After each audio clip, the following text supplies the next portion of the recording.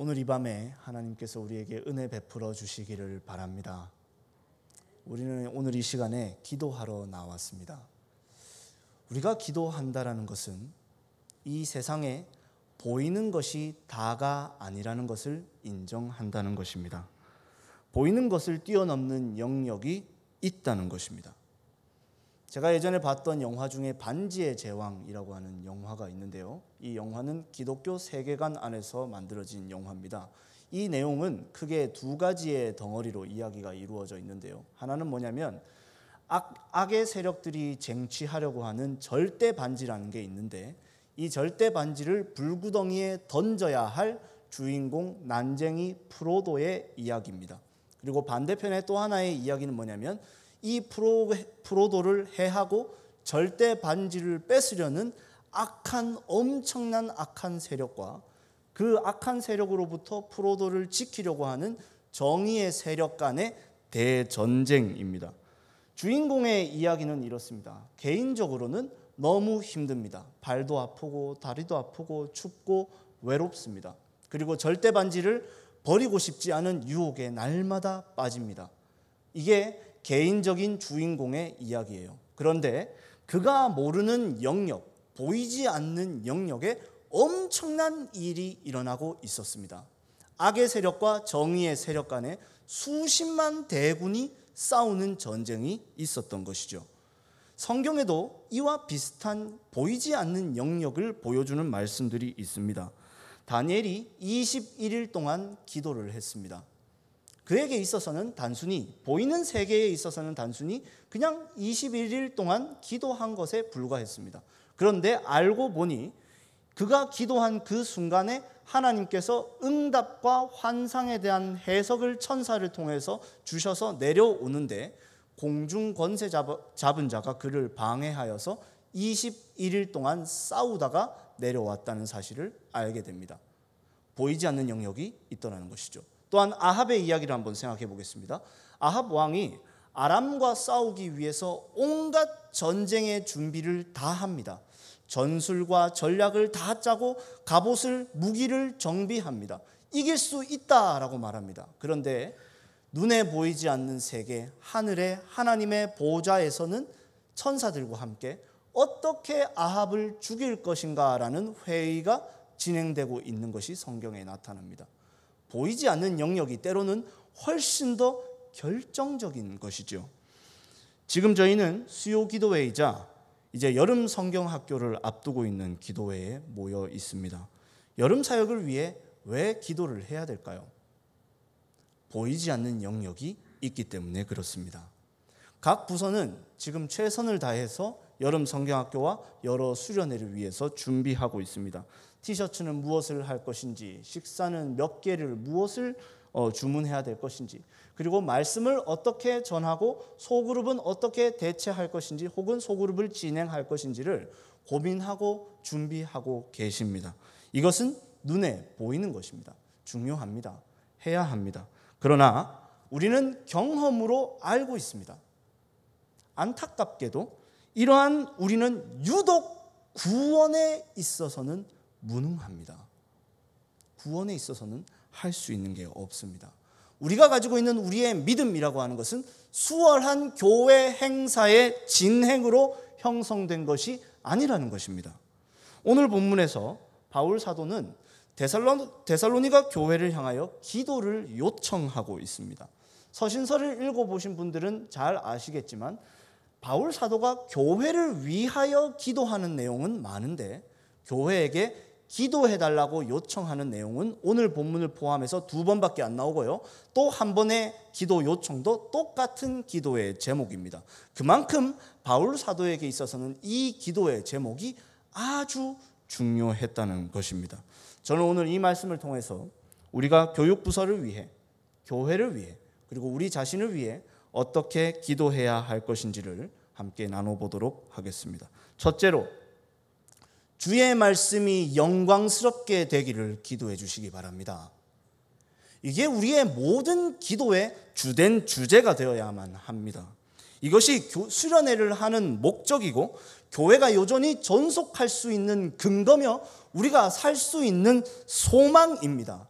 하나님의 말씀이 우리 가운데서 영광스럽게 되는 것 말입니다. 사도행전 17장을 보시면 바울 사도가 데살로니가 지방에 가서 복음을 전합니다. 하나님의 말씀을 풀어서 구약 성경을 통해서 그리스도가 고난을 받고 부활하실 것과 이 그리스도가 바로 예수님이시다라고 하는 복음의 진리를 전합니다. 그런데 이때 이 복음의 진리를 받아들이기 싫어하는 사람들에 의해서 심한 박해를 받게 돼요. 그래서 바울 사도는 3주 동안 거하면서 복음을 전하다가 어쩔 수 없이 거기에서 쫓겨나게 됩니다. 그런데 아주 놀라운 일이 일어납니다. 3주 동안 복음을 전했는데 거기에 교회가 세워집니다. 그게 바로 오늘 본문 이 데살로니가 후서의 편지를 받고 있는 데살로니가 교회입니다. 그래서 오늘 본문 1절에 보시면 이렇게 말하는 것을 볼 수 있습니다. 1절 말씀 우리 한번 다 같이 읽어보도록 하겠습니다. 시작. 끝으로 형제들아 너희는 우리를 위하여 기도하기를 주의 말씀이 너희 가운데서와 같이 퍼져나가 영광스럽게 되고. 바울 사도는 특별하게 너희 가운데서와 같이 퍼져나가 영광스럽게 되기를 기도해달라고 말하고 있습니다. 그들에게 어떻게 하나님의 말씀이 영광스러워졌길래 이렇게 말하는 것일까요? 데살로니가전서 1장 6절 7절 말씀에 나옵니다. 한번 다 같이 읽어보도록 하겠습니다. 시작. 또 너희는 만한 환난 가운데서 성령의 기쁨으로 말씀을 받아 우리와 주를 본받은 자가 되었으니 그러므로 너희가 마게도냐와 아가야에 있는 모든 믿는 자의 본이 되었느니라. 아멘. 그들은 말씀을 잠깐 들었습니다. 또한 그들은 많은 환난을 겪었어요. 참 믿기 어려운 조건들이죠. 그런데 그들은 하나님의 말씀을 성령의 기쁨으로 받았다라고 이야기를 합니다. 그리고 이것이 모든 믿는 자들에 대한 본이 되었다라고 이야기를 합니다. 쉽게 말하면 이런 것입니다. 믿음은 이렇게 생긴다는 것입니다. 바울의 영역이 아닌 것입니다. 인간이 타락함으로 말미암아서 생기게 된 인간의 특성 중에 하나는 자꾸 인간이 만들어낸 시스템으로 하나님의 영역을 메우려고 한다는 것입니다. 선악을 알게 하는 나무의 열매를 따먹었던 아담과 하와는 속히 자신들의 부끄러움을 스스로 치마를 만들어 가렸습니다.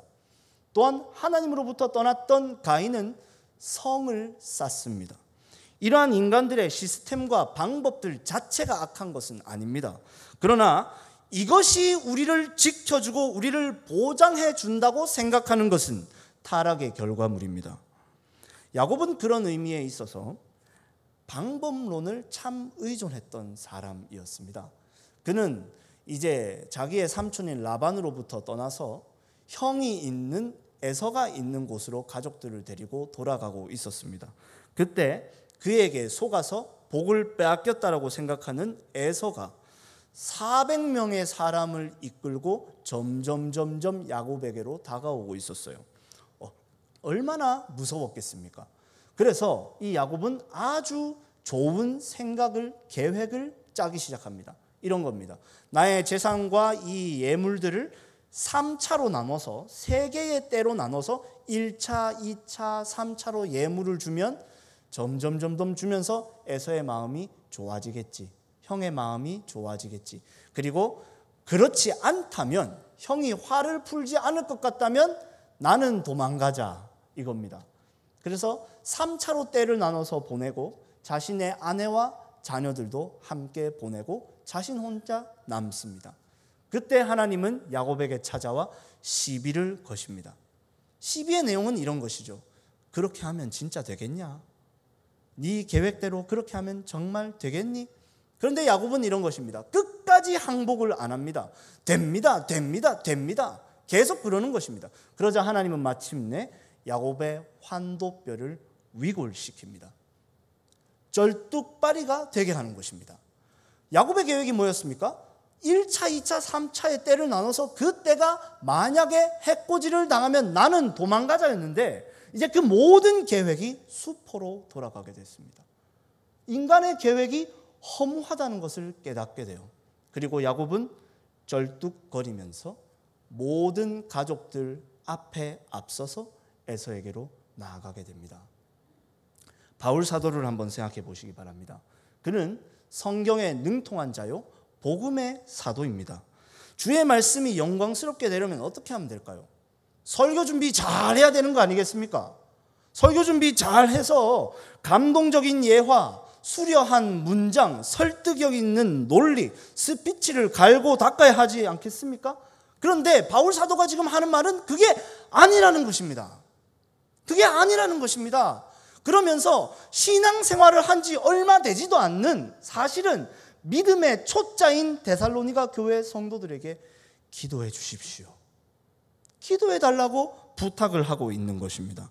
2절 후반부에서 그는 이렇게 말합니다. 믿음은 모든 사람의 것이 아니다. 나의 마음대로 되는 게 아니더라. 바울 사도는 지금 보이지 않는 세계를 인식하고 있습니다. 그게 바로 2절 상반부에 대한 이해입니다. 2절 상반부에 보시면 또한 우리를 부당하고 악한 사람들에게서 건지시옵소서 하라라고 이야기를 하고 있습니다. 이걸 보시면요, 그냥 보시면 눈에 보이는 것이죠. 악한 무리들입니다. 그런데 사실 이것 안에는 보이지 않는 역사가 있습니다. 그게 바로 2장 9절에서 12절에 나타나는 불법의 비밀입니다. 불법의 비밀이 사실은 보이는 영역을 통해서 일하고 있더라는 것입니다. 복음을 대적하는 세력이 능력과 표적, 거짓 기적과 속임으로 일하고 있습니다. 이걸 다른 말로 하면 모든 방법을 동원해서 복음을 대적하고 있더라는 말입니다. 이걸 인간이 어떻게 이기겠습니까? 그냥 사람이면 뭔가 로비를 하든지 인간적인 방법을 하든지 해결할 수 있겠는데, 사람이 아니더라는 거예요. 문제가 사실은 불법의 비밀이 일하고 있더라는 것입니다. 한낱 사람의 최선이 영적 존재를 어떻게 이길 수 있겠습니까? 인간이 쉽게 하기 쉬운 실수는 시스템을 구축하여서 자꾸 문제를 해결하려고 하는 것입니다. 매력적인 설교와 분위기 조성, 조명과 음향, 탁월한 사역자의 자질에 힘을 쓰게 되고 그걸 갖췄다고 생각하면 안심해버립니다. 이제는 잘 될 거야 라고 안심을 해버립니다. 그러나 여기에 과도하게 집착을 하다 보면요, 복음의 메시지 그 자체가 변질된다는 것을 느낄 수가 있습니다. 고린도전서 2장 2절에서 5절 말씀을 한번 띄워주시기 바랍니다. 제가 읽어드리겠습니다. 내가 너희 중에서 예수 그리스도와 그가 십자가에 못 박히신 것 외에는 아무것도 알지 아니하기로 작정하였습니다. 내가 너희 가운데 거할 때 약하고 두려워하고 심히 떨었노라. 내 말과 내 전도함이 설득력 있는 지혜의 말로 하지 아니하고 다만 성령의 나타나심과 능력으로 하여 너희 믿음이 사람의 지혜에 있지 아니하고 다만 하나님의 능력에 있게 하려 하였노라. 아멘. 바울 사도는 십자가의 예수님을 전할 때 말과 지혜의 아름다운 것으로 시스템을 구축하려고 하지 않았습니다. 십자가의 복음 그 이상 덧붙일 게 없다는 겁니다. 왜냐하면 믿음을 일으키는 그 빈 공간, 믿음을 일으키는 그 가능성은 우리에게 있는 것이 아니라 성령 하나님께서 하시는 것임을 믿었다는 것입니다.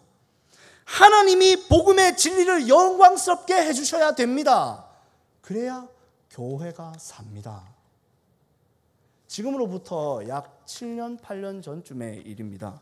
제가 교회에서 부탁을 받아서 원래 중고등부 담당이었는데 유초등부 설교를 하게 됐습니다. 그래서 그때 설교를 한번 하게 됐었는데 그때의 기억이 저에게 아직도 선명하게 각인이 되어 있어요.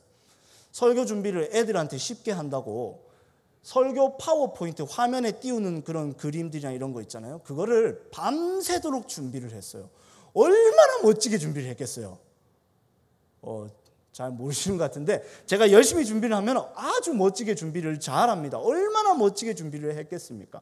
그리고 주일날이 됐어요. 그래서 설교를 하려고 그러는데 그 영상을 하는 컴퓨터를 하는 친구가 저한테 말합니다. 전도사님, 컴퓨터가 안 됩니다. 그럽니다. 청천벽력과 같은 일이었어요. 그래서 제가 그때 아주 반사적으로 이렇게 이야기했습니다. 이거 설교할 때 오늘 꼭 필요해. 이거 없으면 안 돼. 없으면 안 돼. 그런데 그 순간 저의 마음속에서 하나의 질문이 망치로 때리는 것처럼 이렇게 말했어요. 왜 안 되는데? 그거 없으면 왜 안 되는데? 설교 파워포인트, 그깟 네가 만들어낸 설교 파워포인트 없으면 안 되고 왜 성령 하나님의 일하심은 없어도 된다고 생각하는데? 왜 성령 하나님께서 이 아이들의 마음을 흔들어 주셔야만 말씀이 힘을 얻는다는 걸 왜 너는 생각하지 않느냐? 얼마나 그때 회개했는지 모릅니다. 우리의 기도는 잃어버렸던 진실, 우리가 구축하던 시스템에 한계가 있다는 것을 다시 깨닫고 하나님이 일하시는 하나님의 영역을 되돌려 드리는 것입니다. 기도라는 것은 우리가 하나님께 드리지 않으려고 했었던, 움켜쥐고 있었던 하나님의 영역을 다시 되돌려 드리는 거예요. 어떻게 주님의 말씀이 우리 가운데서 영광스럽게 될 수 있겠습니까? 그냥 졸지 않고 집중해서 잘 들으면 됩니까? 노트에 적으면 됩니까? 성경은 아니라고 말합니다. 성령 하나님께서 죄인들의 마음을 흔들어 주셔야만 합니다. 사랑하는 성도 여러분, 제가 말하는 이 기도의 제목은 단순히 여름 수련회와 여름 성경학교를 위한 것이 아닙니다. 우리 교회를 위한 것이며 또한 우리 자신을 위한 것이기도 합니다. 이 질문에 대면하셔야 됩니다. 과연 내 안에는 예수 그리스도의 복음이 영광스러워지고 있는가? 죽임당한 어린 양이 우리의 예배와 우리의 삶 속에서 온전한 영광을 받고 계신가? 이것을 위해 기도하셔야 합니다. 우리의 영역이 아니기 때문입니다. 성령 하나님이 우리 안에서 충만하게 일하여 주셔서 복음의 말씀이 우리 가운데서 영광스럽게 되기를 간구하시는 저와 여러분이 되시기를 바랍니다. 둘째로, 미쁘신 주님께서 우리의 마음을 인도해 주시기를 기도하셔야 됩니다. 본문에서 바울 사도는 기도를 요청하는 것으로 시작하여서 데살로니가 교회를 위해서 기도해 주는 것으로 끝내고 있습니다. 바울 자신에게 은혜가 필요한 것처럼 교회에도 은혜가 필요하다는 것입니다. 믿음은 모든 사람의 것이 아니라고 했습니다. 사실 이 말은 아주 무서운 말입니다. 우리도 어떻게 될 줄 모른다는 겁니다. 하물며 신앙생활을 갓 시작한 데살로니가 교회가 얼마나 두려웠겠습니까? 얼마나 무서웠겠습니까? 그러나 바울 사도는 데살로니가 교회 성도들을 위로해주고 있습니다. 그 위로는 앞으로는 힘든 일, 지금까지 있었으니 앞으로는 힘든 일이 없을 것이라는 말이 아닙니다. 너희들의 신앙 정도면 이겨낼 수 있을 것이라는 말이 아닙니다. 바울이 제시하는 위로는 주님은 미쁘시다는 것입니다. 주님이 미쁘시다는 것이 바로 교회의 위로이라는 것입니다. 미쁘다는 말은 믿음직하다는 말입니다. 바울은 앞서 보냈던 데살로니가 전서 5장 24절에서 하나님이 미쁘시다는 것이 어떤 의미인지를 설명해 줬습니다. 한번 띄워주시기 바랍니다. 데살로니가 전서 5장 24절.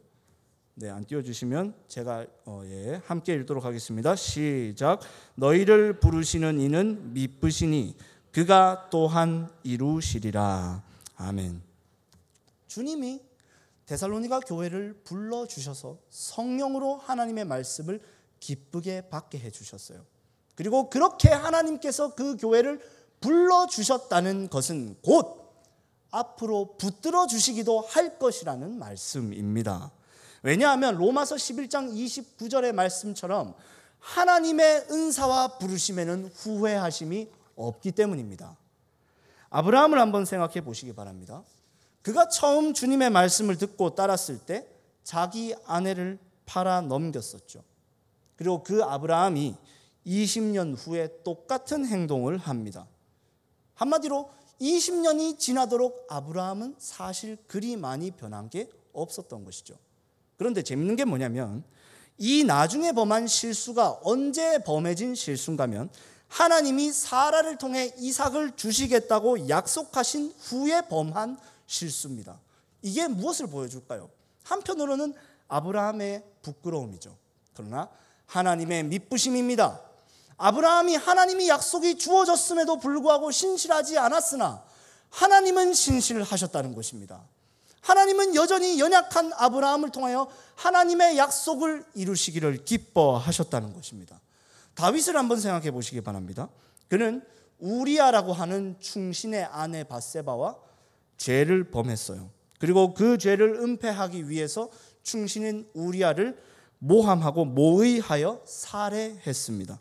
이 죄는요, 하나님께서 다윗의 자손을 통하여 영원한 나라를 세우시겠다고 약속하신 후에 나타나는 일입니다. 얼마나 충격적입니까? 그러나 다윗의 범죄로 언약이 깨지지를 않습니다. 하나님은 신실하게 그 약속을 이어가셔서 마침내 다윗의 자손인 예수 그리스도를 통하여 영원한 하나님의 나라를 이루십니다. 사랑하는 성도 여러분, 눈에 보이는 세계는 계속 흔들립니다. 지금도 계속 흔들리고 있습니다. 얼마나 불안한지 모릅니다. 이제 막 신앙생활을 시작한 데살로니가 교회는 얼마나 힘들었겠습니까? 심지어 불법의 비밀이 지금도 은밀하게 그러나 치명적으로 일하고 있으니 얼마나 무서웠겠습니까? 우리도 다르지 않습니다. 눈에 보이는 세계는 여전히 시도 때도 없이 흔들리고 있어요. 당장 내일에 어떻게 될지를 몰라요. 그리고 이 흔들리는 세상과 함께 우리의 연약한 마음도 시시때때로 흔들립니다. 인류는 2000년이 지난 지금에도 조금도 달라진 것이 없습니다. 그러나 보이는 세계 너머에서 여전히 또한 변하지 않는 말씀이 우리에게 전해집니다. 그게 바로 3절 말씀입니다. 3절 말씀을 우리 함께 읽어보도록 하겠습니다. 시작. 주는 미쁘사 너희를 굳건하게 하시고 악한 자에게서 지키시리라. 아멘. 말씀은 변하지 않아요. 그리고 이 말씀이 우리의 기도의 제목, 바울 사도의 기도의 제목이 됩니다. 그게 바로 5절입니다. 함께 한번 읽어보겠습니다. 주께서 너희 마음을 인도하여 하나님의 사랑과 그리스도의 인내에 들어가게 하시기를 원하노라. 아멘. 주님이 미쁘시니 주님이 또한 데살로니가 교회 성도들의 마음을 붙들어 주시고 이끌어 주실 것을 기도하고 있는 것이죠. 교회의 기도는 하나님의 약속을 복창하는 것입니다. 약속이 늘 있으니 교회의 기도도 늘 있을 것입니다. 사랑하는 성도 여러분, 하나님의 미쁘심을 의지하여서 우리의 마음을 이끌어 달라고 간구하시는 저와 여러분이 되시기를 바랍니다. 말씀을 마무리하겠습니다. 복음에 계시된 십자가의 약함, 인간이 만들어낸 시스템의 한계, 그리고 여전히 지금도 쉽게 흔들리는 연약한 우리들의 마음은 주님께서 치신 교회의 위골된 환도뼈입니다. 그러나 야곱이 환도뼈가 위골되어 다리를 절게 되었을 때 비로소 내가 너와 함께 있어 내가 어디로 가든지 너를 지키며 너를 이끌어 이 땅으로 돌아오게 할지라는 하나님의 약속만을 붙잡게 되고, 또한 지팡이 머리에 의지하여 하나님께 예배하고 경배하는 믿음의 사람이 되었던 것처럼 교회는 이 연약함, 위골된 환도뼈를 통하여 마땅히 우리가 기도해야 할 제목이 하나님의 말씀이 영광스러워지며 주님께서, 미쁘신 주님께서 우리의 마음을 이끌어 주시기를 바라는 기도의 제목이 되어야 한다는 것을 깊이 깨닫게 됩니다. 오늘 이 시간 교육부서를 통하여, 교육부서를 위하여, 또한 교회를 위하여, 우리 자신을 위하여 기도하실 때 복음의 진리가 계속해서 영광스럽게 되기를, 그리고 미쁘신 주님이 죄로 얼룩진 우리의 마음을 하나님의 사랑과 그리스도의 인내로 이끌어 주시기를 간구하시는 저와 여러분이 되시기를 바랍니다.